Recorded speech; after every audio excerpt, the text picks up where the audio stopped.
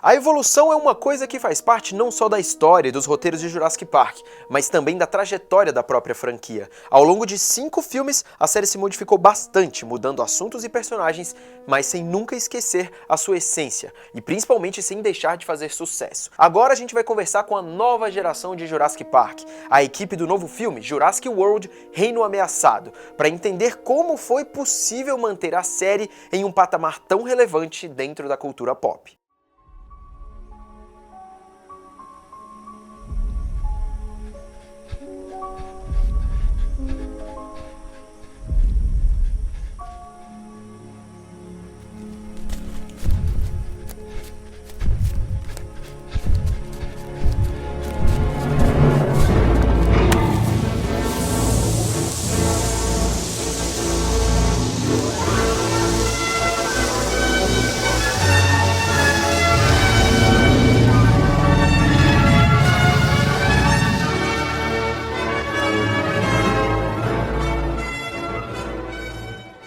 Depois do sucesso do primeiro filme, Jurassic Park continuou o caminho de grandeza nos cinemas com O Mundo Perdido, sequência que teve a parceria entre Spielberg e Michael Crichton repetida mais uma vez. Os horizontes ali começavam a se expandir e mostravam que o Parque dos Dinossauros seria muito mais do que o sonho das pessoas que realizaram o primeiro filme. Bilheteria, produtos e tudo que era sinônimo de sucesso veio junto do dinheiro que o primeiro filme fez. Depois do segundo filme, as coisas começaram a mudar.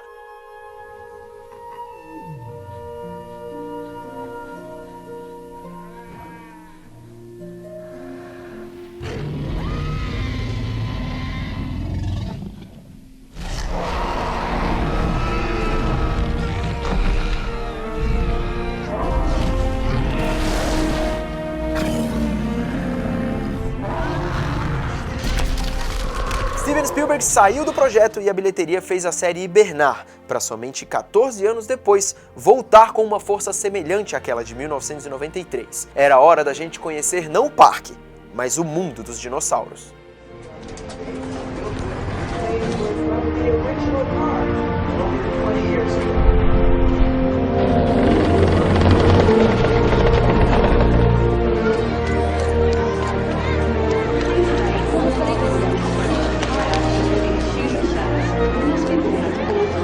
Arranged to greet you at 1 o'clock.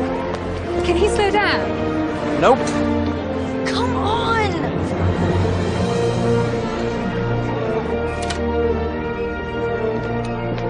Ron's got you VIP access, so you can get on all the rides without waiting in line. Let's go! Dude, she said we had to wait. I don't want to wait anymore!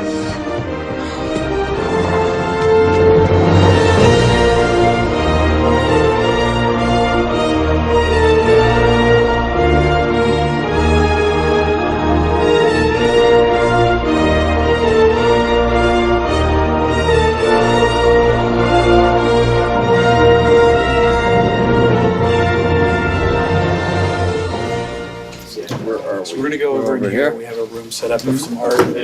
I got a call from Frank Marshall after I directed a very small film called Safety Not Guaranteed, and Steven saw it, and we came in and we spoke for a little while, and we talked, not about necessarily even what this film was going to be, but about why people love this franchise, why people love these stories, and what are the elements that have connected with people over 22 years that we wanted to try and recapture for a new generation.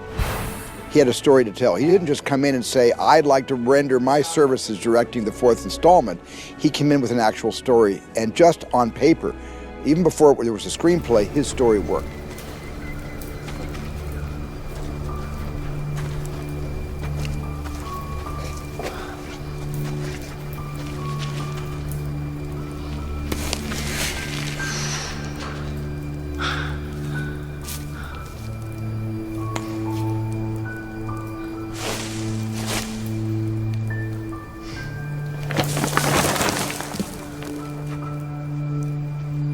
You still have those matches? Here you go.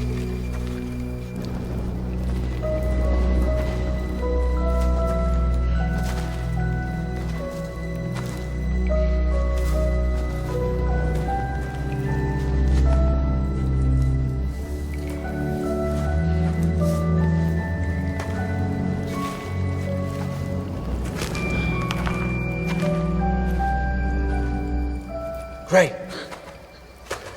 But I didn't just want to infuse the spirit of Jurassic Park into this movie. It was the feeling that I had watching a lot of Stevens movies and the other Amblin movies as a young kid.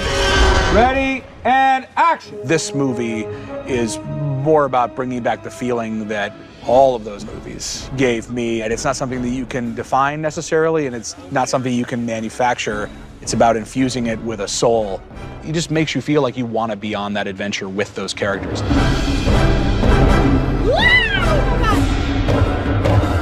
Here we are in the raptor paddock. This is the first scene that we meet Owen, and we also see Owen trying to tame these wild raptors. In fact, that's exactly what they'll look like when the movie's done. Yo. When you, Colin's my kind of director. He was like, look, you can't tell anybody, but your character is going to basically be training raptors ultimately for military applications. And I was like, okay, I'm in. That sounds badass. Oh, no, hold your fire! Hold your fire, do not fire!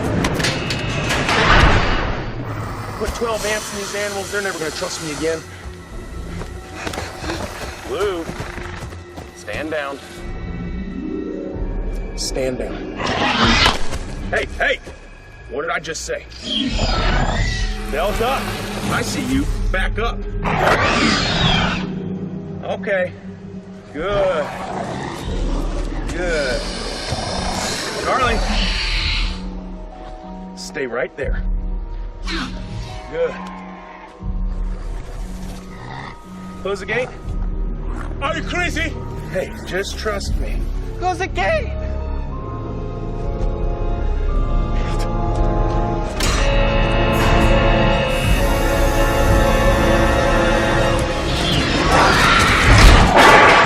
The real stars of the movie are the dinosaurs, so your visual effects house, ILM in this case, is one of your closest partners. ILM can render things at a level that is completely photoreal at this point. They had Dennis Muir in there, and he was able to come in and actually push them to not let the dinosaurs look like they did in the previous movies. We're trying to be knowledgeable of the history of Jurassic, but then trying to make this movie new and amazing because, you know, technology has moved on and it's very different now. The camera moves will be different. The dinosaurs are going to act differently. We're using motion capture in some cases. We have full muscle and skeletal structures underneath our dinosaurs. When you see them walk, you're going to see muscles flexing. You're going to see more skin detail than ever before. We're doing close-up shots that would never have been attempted before. We're doing close-ups of eyeballs, we're doing close-ups of mouths. We have, you know, drool dripping. There's just more aggressive shots than you would have really done in the past.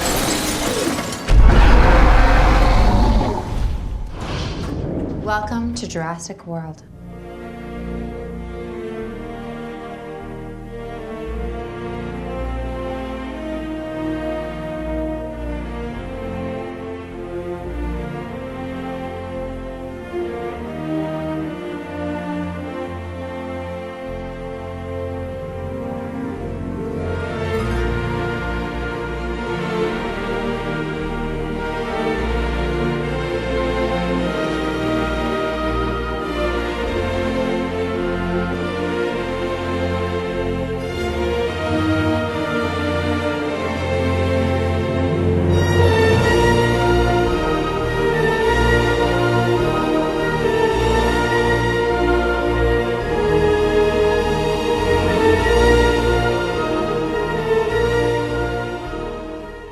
Oi, Brazil. Oi, Marcelo. Hey, Chris. Good to meet you again. Likewise. Hi, Bryce. Thanks for your time. Thanks for being here. First of all, the previous movie was a big success. Did you imagine that it's going to be such a hit? No. Yeah. No, I mean, we wanted the movie to be great because we loved Jurassic Park as kids and we wanted, you know, just to make the best damn movie possible. But the support of the film and the financial success was beyond our expectations. For sure. For sure. I think beyond everyone's expectations.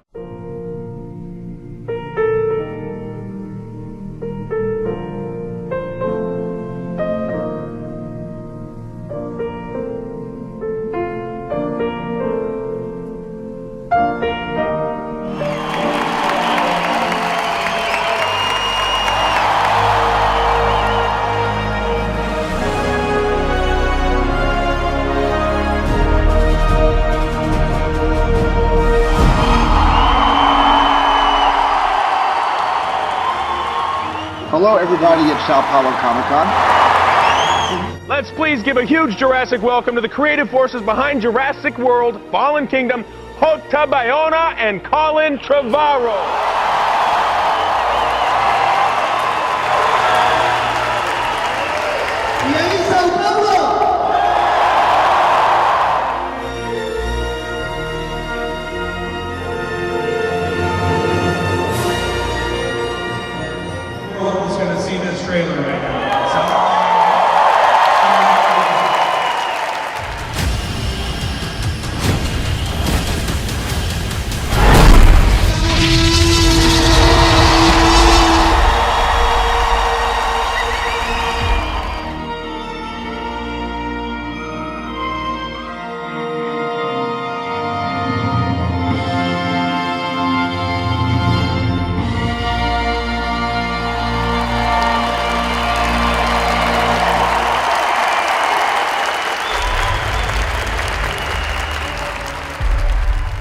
I think about them as a long story, and so when I take away the cinematic experience and think about it as a narrative, I see ideas and themes that are introduced in each of them that are building toward the story that we're telling now. Jurassic Park 3 was about the raptors' intelligence and their ability to communicate. Lost World, was about corporate greed and the willingness to exploit the animals in order to make money. All of those themes, including like the playing God, the messing with science, that the Frankenstein elements of the first film, are all starting to, I think, come together into something that's a little bit more cohesive and character-based in these movies, so that when you watch the 3 Jurassic World films, ultimately, it'll be a different experience than watching the first trilogy, because they're going to have characters that are going to be shared over the course of the 3 film, and these characters are changing and they're evolving in a way that other trilogies that I know we love have been able to rely on, that Jurassic Park never did. It was a little bit more, which character is going to be dealing with dinosaurs this time, and will they get eaten or not? And we felt like the audience requires us to do something that's a little more emotionally rich and just consistent. I mean, I think the first film has that kind of classic Americana, Jurassic sense of humor and sensibility and irreverence and adventure, and I think that this film has all of those things, but it also takes it more into, I think, the sci-fi, like the horror and the sci-fi, more of the philosophical questions that are like, again, what if this happened, and what if they went this far with the technology? What does that mean? What are the consequences of that?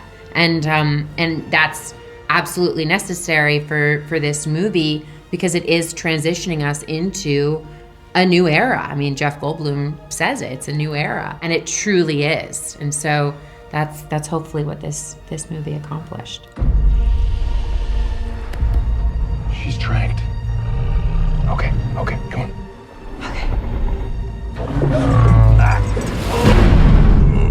Are you okay? I'm okay. I think what people like about anything that's a Jurassic movie, they know what to expect. I think you come into a movie like this, you have an idea of what to expect. And what Jurassic World Fallen Kingdom does is it gives you what you want, but not really what you expect, because we are taking the story off the island, allowing it to expand. But in expanding it, it actually becomes a little bit more reserved in a way. And because J.A. Bayona, the filmmaker, is like really a master of suspense, the third act of the film really does feel unlike anything you've ever seen in a Jurassic film. Human femur bone, no big deal. I think if you take a look at the first Jurassic Park, you can find the biggest set piece in the center, which is the T-Rex moment. But then it moves to a more claustrophobic horror film with the velociraptors in the kitchen. So the architecture that we find in Fallen Kingdom was already in the first Jurassic Park. I think somehow there's something very beautiful about Fallen Kingdom, is how it turns an adventure in the island into this kind of like fairy tale, where you can find the castle and the prince, even the dragon. And I thought that was very beautiful and unique.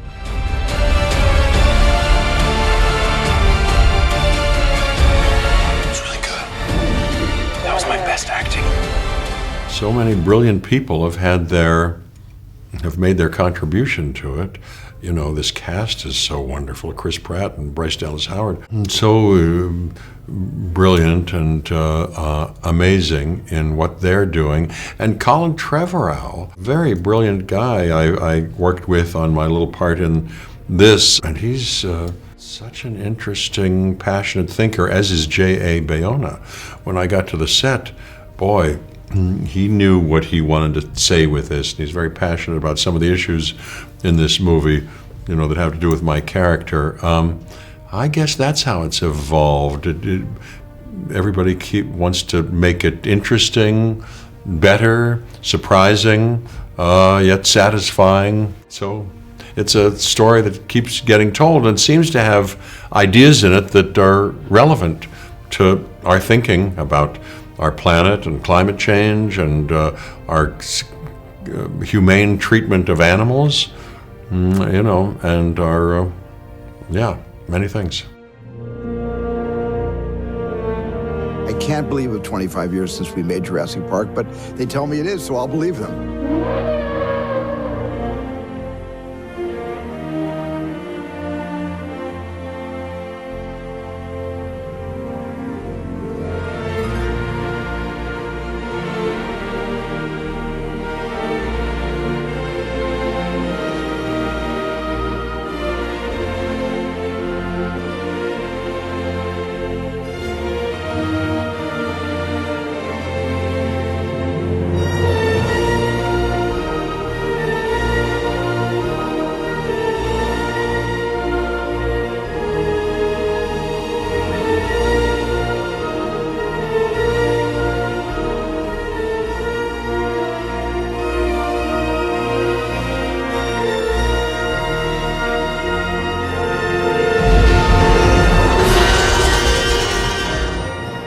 Qual é a história de Jurassic Park que marcou a sua vida? E como é que foi revisitar essa aventura toda e se sentir lá dentro do parque mais uma vez? A gente chega aqui ao fim dessa nossa viagem por esses 25 anos de Jurassic Park. Uma série que transformou o cinema, os efeitos especiais, a indústria do entretenimento e a vida de muita gente. Algumas delas, inclusive, representadas aqui no nosso especial. E claro, muito obrigado por participar dessa jornada com a gente, por compartilhar as suas histórias e apoiar esse tipo de conteúdo. Sem o apoio de vocês, nada disso seria possível, pode ter certeza. E a gente te espera na próxima série do Omelete, que quando você menos esperar, vai estar aí no seu celular, na sua televisão, em qualquer outro lugar onde você queira assistir. Até a próxima viagem. Tchau!